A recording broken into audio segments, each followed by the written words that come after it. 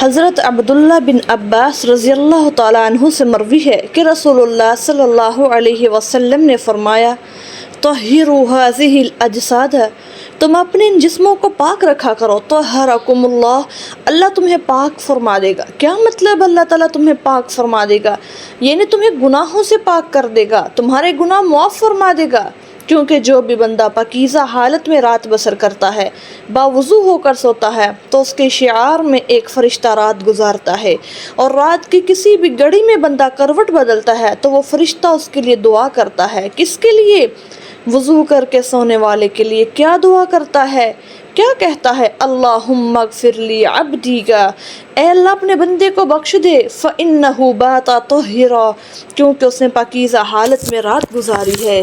حضرت معاذ بن جبل رضی اللہ تعالیٰ عنہ بھی روایت بیان کرتے ہیں کہ نبی صلی اللہ علیہ وسلم نے فرمایا، ما من مسلم یبیت علی ذکر طاہرا، جو بھی مسلمان شخص سونے کے اذکار کر کے باوضو ہو کر رات گزارتا ہے، تو رات کو جب بھی کروٹ لیتے ہوئے وہ اللہ سے دنیا آخرت کی بلائی مانگتا ہے، الا اعطاہ ایاہ، تو اللہ سبحانہ و تعالی اسے وہی عطا کر دیتے ہیں۔ سبحان اللہ۔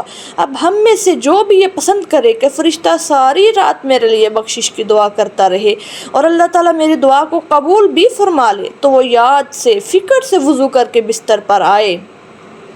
سونے سے پہلے وضو کرنا تھوڑا سا مشکل تو ہے، مگر وضو کرنے کا فائدہ بہت زیادہ ہے، اور سونے سے پہلے وہ جو دعا بھی کرتا ہے، جو دعا بھی کرنا چاہتا ہے، اپنے ذہن میں رکھے کہ رات میں جب بھی میری آنکھ کھلے گی تو مجھے یہ دعا ضرور کرنی ہے اور یقین سے کرنی ہے، کیونکہ نبی صلی اللہ علیہ وسلم نے فرما دیا کہ جو باوضو ہو کر سوتا ہے اور کروٹ بدلتے ہوئے جو بھی وہ سوال کرتا ہے، اللہ تعالیٰ اسے ضرور عطا کر دیتے ہیں۔